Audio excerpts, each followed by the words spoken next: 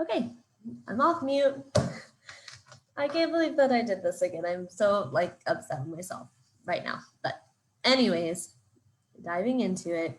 So Recy Taylor, I'm about to talk about her rape. So again, pause if you need to.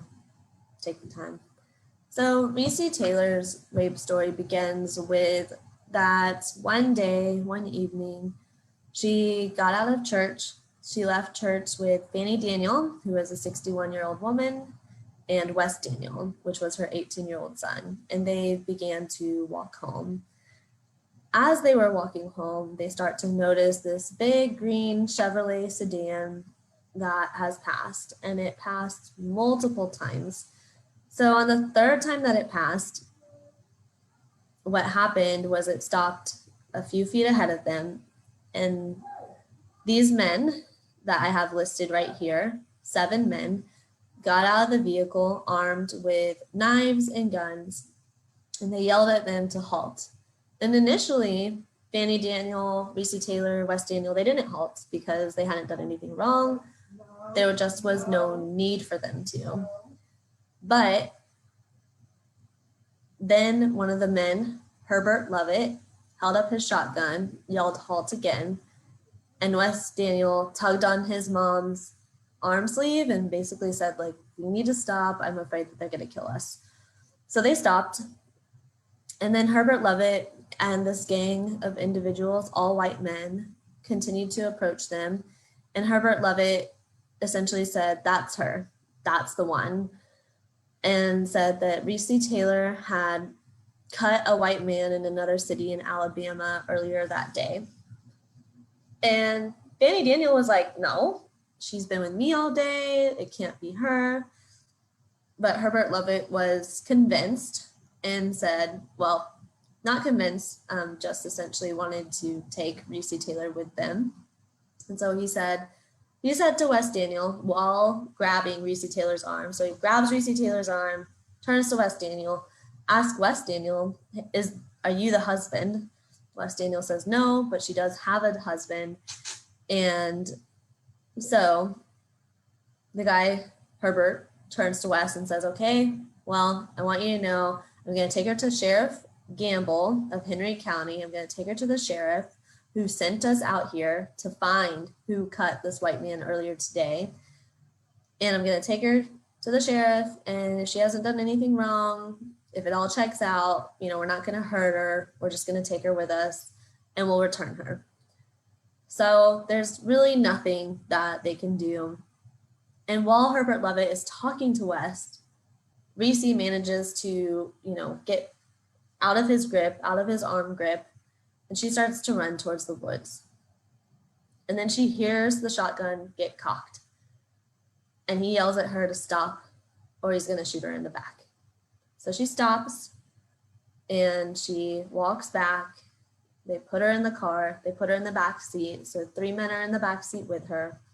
4 men are in the front seat. And they start to drive on the highway. And as they drive on the highway, then they pull off of the road and they start to head down this country road off the beaten path. And so you can imagine Recy Taylor is terrified. And she says, you're not taking me to Sheriff Gamble. And they pin her wrists back and they hold her down in the car essentially so that she can't get out. And then Herbert Lovett and Hugo Wilson, these men, they stop the car, park it. Herbert Lovett kind of is leading this thing, and he demands that she gets out and that she strips down. And so she's pleading, crying, sobbing, just begging, please, please, please return me to my husband and my child. She was a wife, a mother, a sharecropper who had done absolutely nothing to warrant what she was going through in that moment. And all she wanted was to go home and not be the victim of sexual violence. And he holds up the shotgun. He has it to her the whole time. So she's scared for her life the whole time. He puts a hunting coat, an old hunting coat, on the ground in this wooded forest area. And he also demands that the other men take their clothes off, and he takes off his clothes and then has her lay down. And he tells her, if you don't act like you do with your husband with me, I'm gonna cut your throat. And so after that, she proceeds to get raped by him and 5 other of the men. So she's gang raped that night in this wooded area by 6 different men. And after that, they tell her and they help her to put on her clothes because she's completely disheveled. I mean, just trembling, terrorized. And they put her back in the car. They blindfold her and they drop her off blindfolded, and they say, you need to wait till we pull away and then you can remove the blindfold. Again, her life is still being threatened throughout this whole thing. So they drive away. She hears the car pull away. She takes off her blindfold. And after that, she walks towards a building that she can identify. So she knows where she kind of is, has her bearings. She walks towards it. And eventually, she is actually picked up by Will Cook, who was the former police chief in Abbeville, Alabama, and her father. So Will Cook informed her father that these men had taken her, kidnapped her, and her father had his shotgun with him, and they went to go search for her, and they finally were able to see like her silhouette in the distance in the night. This all ended around 3 a.m. the next morning. And this is September 3rd, 1944. So her father was ready to kill the people who brutally raped his daughter. And they had to search to find her. And when they went to go find her, Will Cook knew exactly where to look. There were different places among town where white men took Black women to rape them. Interracial rape was a huge weapon of terror, constantly used. So he took Recy Taylor's father to one spot. They looked there, they weren't there. Then he had started heading towards what they called Lover's Lane, which is the exact opposite of the title. And it was when they were on their way there that they were able to find Recy Taylor. So Recy Taylor got in the back seat of the car when she was picked up. Again, she looked completely disheveled, terrorized, shaking. They drove her back to town, and Fanny Daniel, Wes Daniel were there waiting for her, as well as Sheriff Gamble. So once Recy Taylor was kidnapped, Fanny Daniel and Wes Daniel knew, they knew this is not good. This is not true. In their gut, they absolutely knew that Recy Taylor had done nothing wrong, that these white men were going to do harm to her. So they immediately went and told Will Cook, the former police chief. And once they told Will Cook, they described the green Chevrolet. Will Cook instantly knew this is bad. So he knew that green Chevrolet belonged to Hugo Wilson's family. And so he sent Fanny and Wes to go get Sheriff Gamble. And then he also made sure that all the reports were done to the sheriff so that the sheriff could take action. Well, the sheriff took Recy Taylor's account of events. He took the account of events from Fanny, from Wes. So he had 3 people reporting to them, that they all saw the kidnapping of her, and then Recy Taylor reporting her rape. And that night, Recy Taylor went home with her husband. Her husband came and picked her up, and Sheriff Gamble went and called in Hugo Wilson and his father to get the report of what had happened.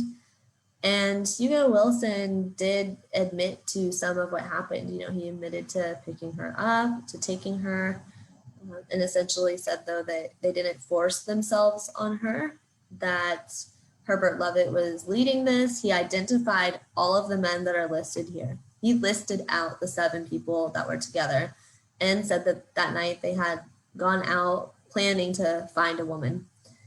And it happened to be Recy Taylor. So he admitted all of those things, but claimed essentially that Recy Taylor was a sex worker, that they paid her, so it was not rape. But Sheriff Gamble saw the state of Recy Taylor. He saw that she was shaking, just shattered, that he could tell. You could just see it with her body reactions, that this was not sex work, that this was not consensual, that she had been raped. And that night, He let Hugo Wilson go with his father. He gave him a slip for a $250 bond and just told Hugo Wilson, like, get your parents to sign this, and whenever you feel like it, bring it back to the station. So he had plenty of evidence to arrest Hugo Wilson that night, to at least call in these other assailants, these other perpetrators. He did nothing of that sort. He just let Hugo Wilson go and kind of hoped that this case would disappear quietly. And racial justice was so common in the South during this time. This was the Jim Crow era. And so a lot of these cases did kind of go silently by and no justice was ever served. But he was sorely mistaken, and this is where Rosa Parks comes in.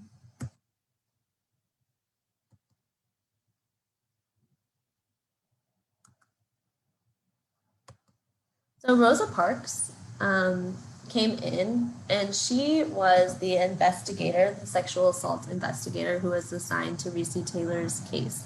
She was with the Montgomery chapter, the Montgomery branch of the NAACP, and she had only been a member of this for about a year, but she was the secretary. And a lot of times when people think of secretaries, they think like, oh, they take the minutes, they like just write down some notes. But being the secretary of the NAACP during this time was so much more than that, and still is.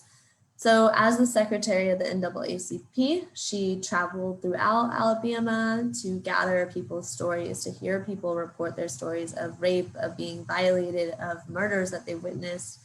And so she gathered all of these, gathered all the facts, and was in charge then of then taking them back to Montgomery and galvanizing a defense team. And so she was quickly assigned to this case. She traveled to Abbeville, Alabama in 1944 to speak with Recy Taylor and make sure that she got all of the facts so that they could come up with a defense for her. And so she was just like integral in galvanizing one of the best national campaigns to provide defense for Recy Taylor. And so I think it's important to kind of give a little bit more background, because it's important to understand why was she deemed the secretary of the NAACP so quickly?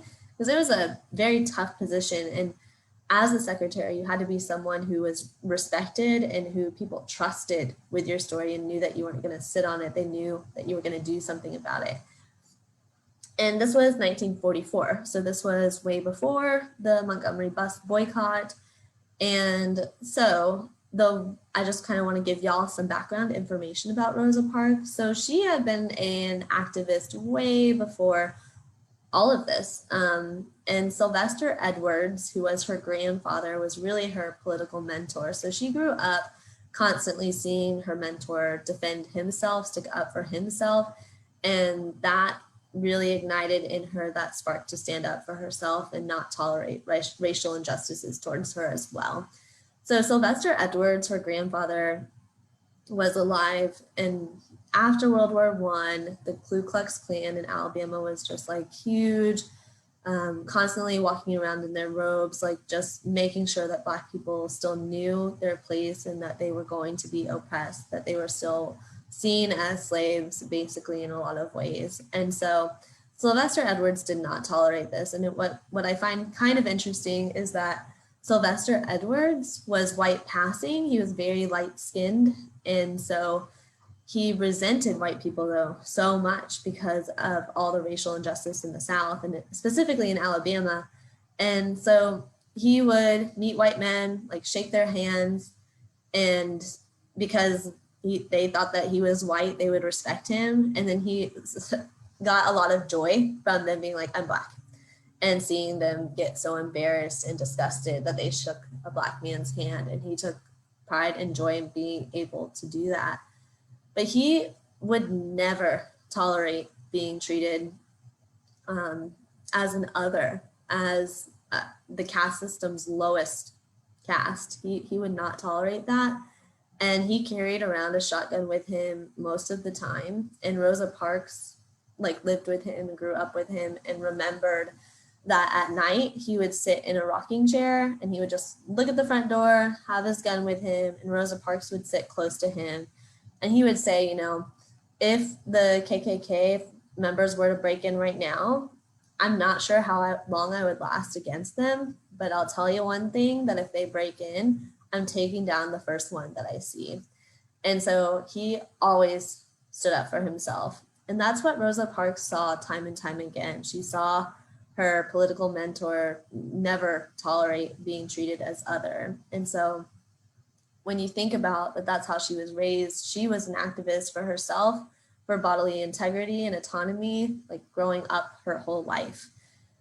And even when she was a little kid in school or walking, if a white kid picked on her, treated her bad, at one point a white kid hit her, and she said like she stuck up to him, and she would get like a talking to from her mom of like, if you do that, you're going to get lynched, but she just never tolerated it. And so you can see her activism, read about her activism from such a young age. And then as she got older, in the spring of 1931, she actually met Raymond Parks.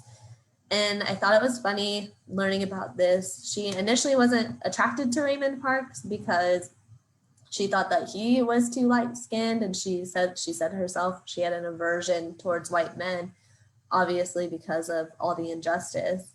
But then she found out that Raymond was a charter member of the Montgomery chapter of the NAACP, and she found out that Raymond also carried a pistol with him so that he would never be in fear of white men, that he was always going to stand up for himself. And those were the things that initially attracted her to Raymond. And it wasn't until after she learned those things that she agreed to go on a date with him.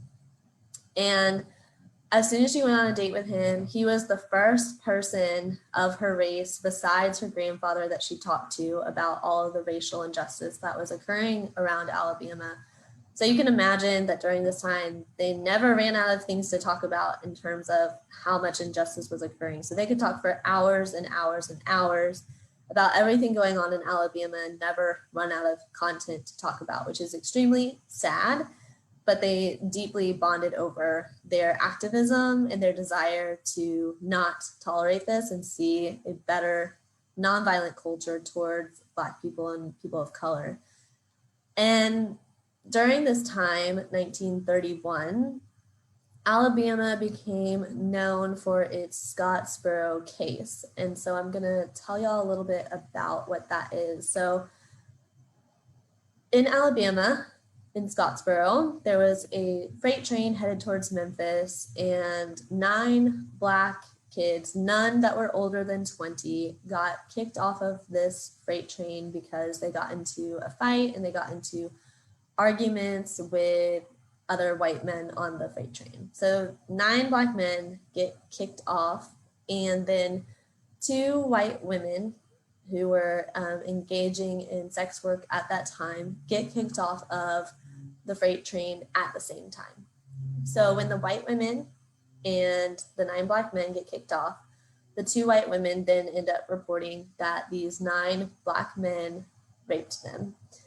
And news of that rape from what was labeled they were labeled essentially Black Beast, and that they just super aggressively raped these 2 white women. News of that traveled like wildfire throughout Alabama.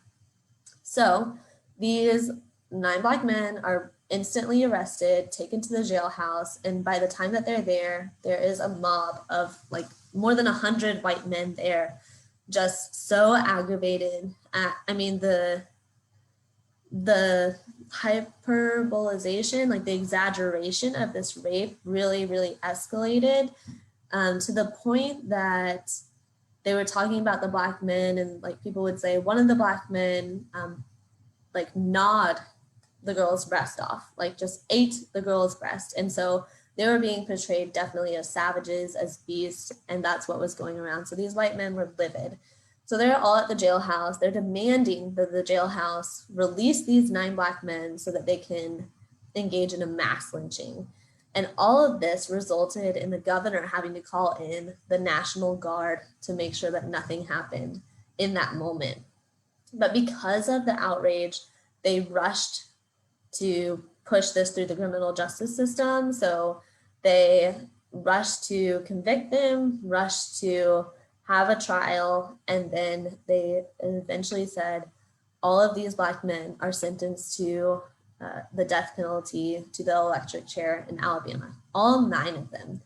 And it was such a speedy trial. They rushed right through it. And so then obviously there was outrage from Black people who knew that these were rumors, who knew that this was another tactic of white men, of white patriarchy to hold Black people down. And again, just spread rumors that Black people are, especially Black men, are savages. And during this time, the propaganda that Black men were just evil and so aggressive and all rapist was definitely going around so that white people could maintain their power. So Raymond Parks and Rosa Parks were outraged by this. They ended up getting married in 1932. And when they were married, they had their house. And during this time, the Montgomery NAACP, which Raymond was a part of, was actively working with like the International Labor Defense, with trade unions, just gathering Black activists around the country to get the nation involved and being aware of this case so that they could hopefully get these 9 Black men acquitted and released and not to die by the electric chair.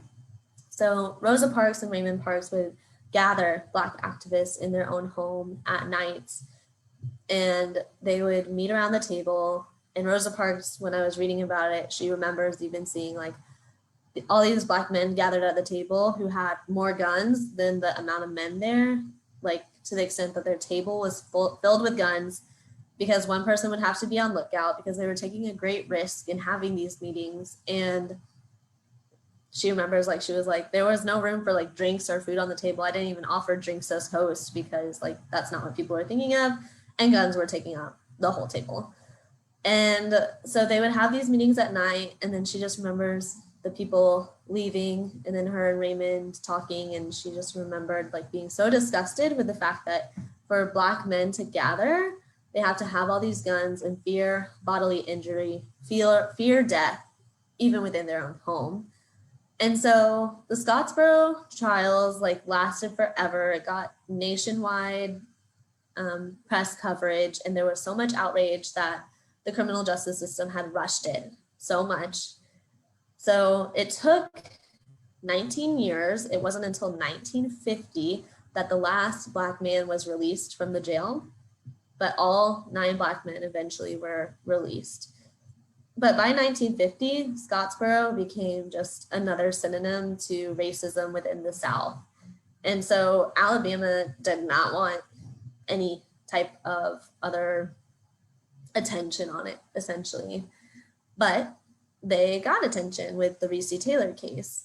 And I also just wanted to highlight that Rosa Parks, Raymond Parks also would have voters league meetings at their home, and they would encourage people to register to vote.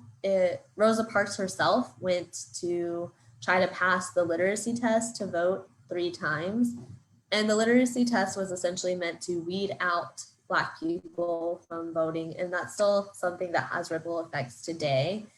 But essentially it was, if a Black person is not educated enough, they shouldn't be voting, while white people were still given their voting rights. And so Rosa Parks had to do it 3 times. And she said on that 3rd time she passed, and she had even copied all of her answers on the literacy test on another piece of paper and kept it with her, because she was like, if they don't pass me, she was going to use that and send it into the National Voter Registration and make a complaint, essentially, that discrimination was happening, because even the most educated Black people in the South were still failing the literacy test just because they were experiencing discrimination.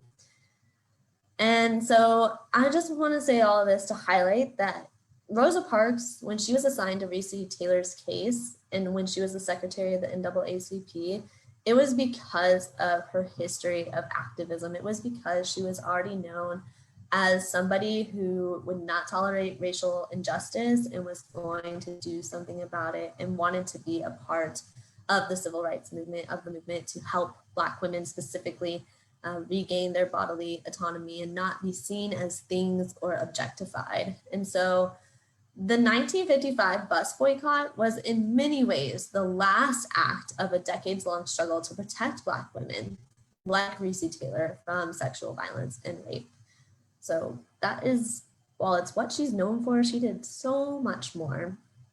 So going back to Recy Taylor's trials, so Rosa Parks went and met with Recy Taylor, gathered all that information from her about what had happened and took it back to the Montgomery NAACP. And when she did, the president of that chapter at that time was E.D. Nixon, and they put together a team of activists who were going to defend Recy Taylor. And they quickly worked with the same people that they had worked with the Scottsboro trials, right? So they had already blazed a trail for how they were going to fight to defend Recy Taylor. And so they tapped in all these people that they had already built relationships with, and they got tons and tons of press coverage for Recy Taylor's case.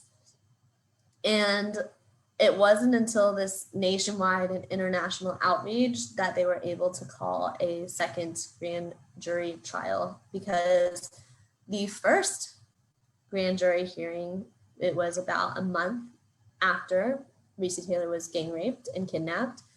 And during that trial, Sheriff Gamble had, not arrested anybody at that time, had sent Hugo home on a bond and was just told to come back. And none of those people were called in to the trial. Recy Taylor was not given like a lineup to point out who had raped her. Nothing had really happened with it. And so during that trial, the only people that were there was Recy Taylor, Fanny, and Wes Daniel. And so they were only people who were eyewitnesses and supports for Recy Taylor.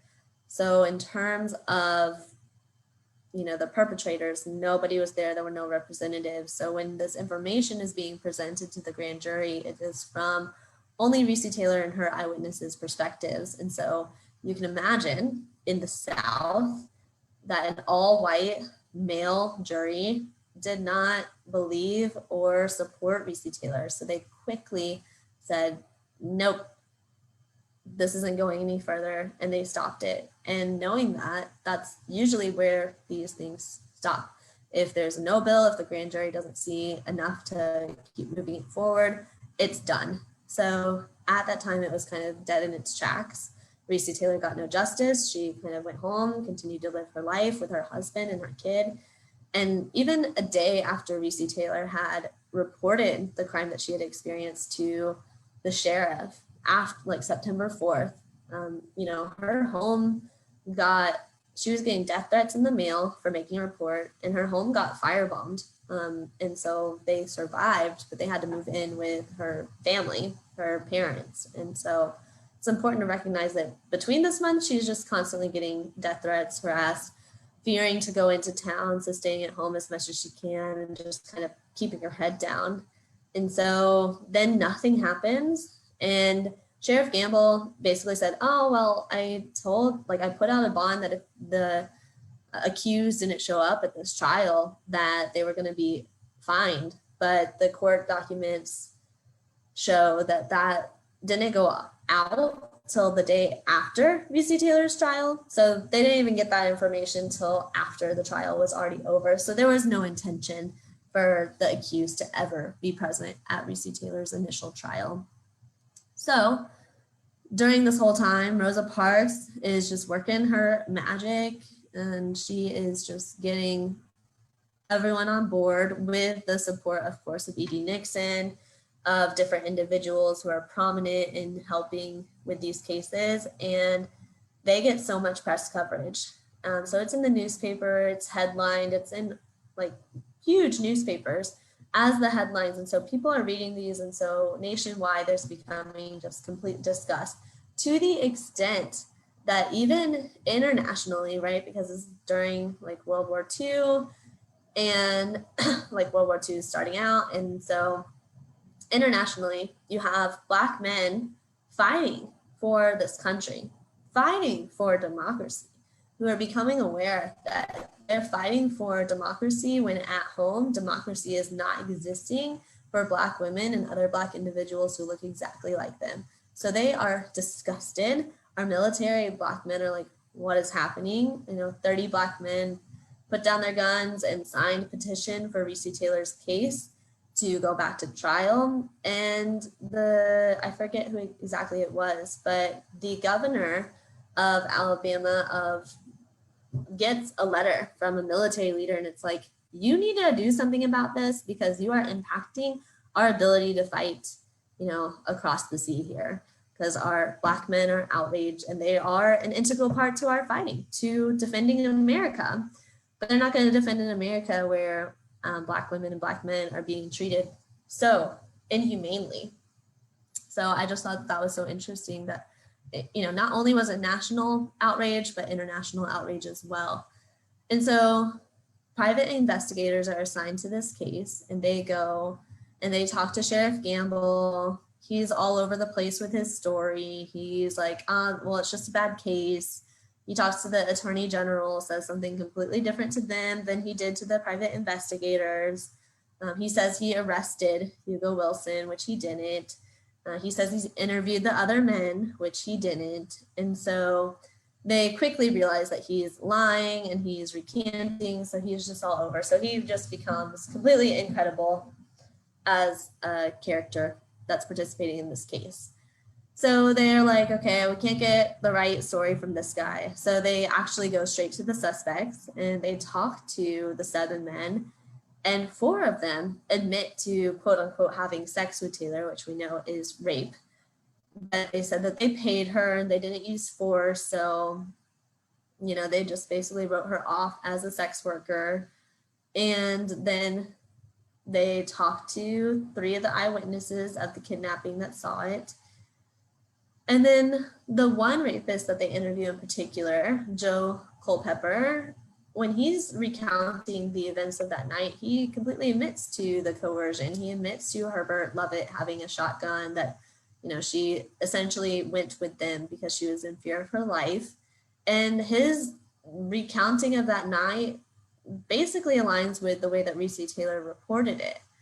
And so with all of that happening, there's enough information, enough like this trial wasn't handled right so that they can go to a second grand jury hearing. So that happened February 14th, 1945. And this was all after Rosa Parks and her team of activists really created enough awareness and raised enough funds to create this awareness so that this could happen. So they go to the second grand jury hearing, and the prosecutor assigned to the case, which should have been a shoo-in essentially for them to be held accountable, doesn't present the case well, doesn't present enough. And it's another all white, all male jury, and they still say this was not rape. So these 7 men, 6 of which raped Recy Taylor that night, September 3rd, 1944, all go unchecked. None of them are held accountable. None of them see a day in jail. And at the end of the day, no justice in the form of criminal justice was ever given to Recy Taylor. So it was a devastating story. And, essentially after this happened, the NAACP, the International Labor Defense, they wanted to keep fighting for Recy Taylor. They wanted to keep going. I mean, everyone believed her, of course. They knew that she had been raped, but they had to look at it and say, we can't continue to focus our attention here when there's so many of these cases around the nation that we have to start trying to defend others as well. So they had to shift their energy. Rosa Parks helped Recy Taylor relocate to Montgomery, Alabama, because she was continuing to get death threats and it was not safe for her to live there. So Recy Taylor had to relocate her whole life because she spoke up. Her whole family had to relocate their life. And Rosa Parks helped Recy Taylor also find jobs and get settled in Montgomery. And so it's really, really disheartening, I know, to hear that Recy Taylor got no justice. But it's important to highlight her story because unfortunately it wasn't an unusual case in the South. The sexual exploitation of Black women by white men was rooted in slavery, and it didn't stop when the 13th Amendment happened. It didn't stop when slavery was abolished. It kept going. The Jim Crow era was super frightening. The Reconstruction era, right after Black men and women were freed, white men were so scared of losing their power that they used rape as a weapon of terror. And interracial rape specifically upheld white patriarchal power, and it was used as justification for lynching Black men, as demonstrated by the Scottsboro trials, right? So those Black men were accused of being beasts, of savages, and so white men used it to justify that lynching was valid and to keep the status quo. And I thought that this quote was really powerful. During this time, a Black woman's body was never hers alone. So there was constantly a fear of being raped. There was constantly a fear of being murdered. Even when I was reading this book, Rosa Parks reported at one point, after 1941, when the Klan was super prevalent and focused on upholding white supremacy, that she remembers people recalling that they would just see Black bodies in the street, not knowing what happened, and people would just pick up Black bodies and bury them because people didn't know what happened and they would just move them, and it wasn't uncommon. And that is so deeply disturbing, but it happened all the time as a hate crime. And although Recy Taylor never saw justice for her case, it's important to realize that Rosa Parks during this time really, really sparked a movement to raise awareness around sexual violence. And sexual violence essentially became a battleground of fighting against white supremacy. Her national campaign and the national campaigns of rape stories really mobilized different communities and brought people together to speak out against injustice.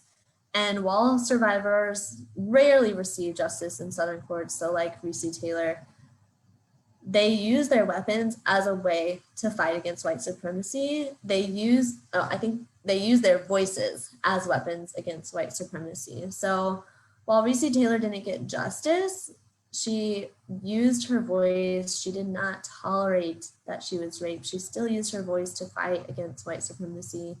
And her using her voice to fight against white supremacy helped other Black women speak out against the injustices that they had incurred as well.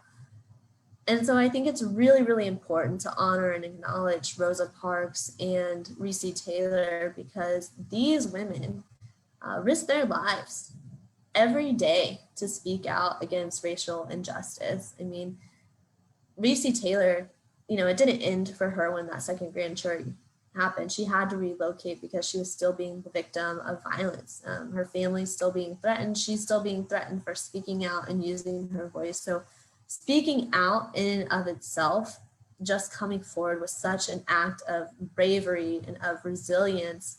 And the fact that she was even able to walk that night after she had been brutally raped by these 6 men and kidnapped by 7 of them really demonstrates her determination and will to live.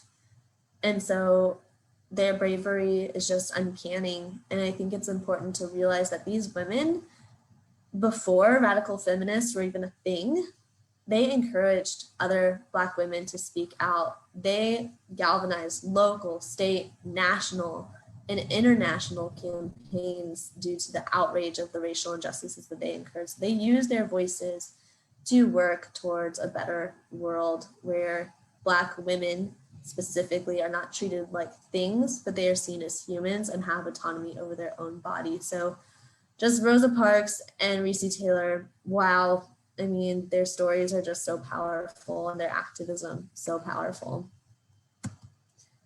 So I know that Recy Taylor's, the fact that she didn't get justice can be really heartbreaking, but it's important to acknowledge that this is part of Black history, and that Rosa Parks and Recy Taylor coming together, working together to raise awareness for justice for other Black individuals really was part of the central piece of the civil rights movement and the movement to end sexual violence. And so we cannot be where we are in the anti-sexual violence movement without voices like Recy Taylor and Rosa Parks.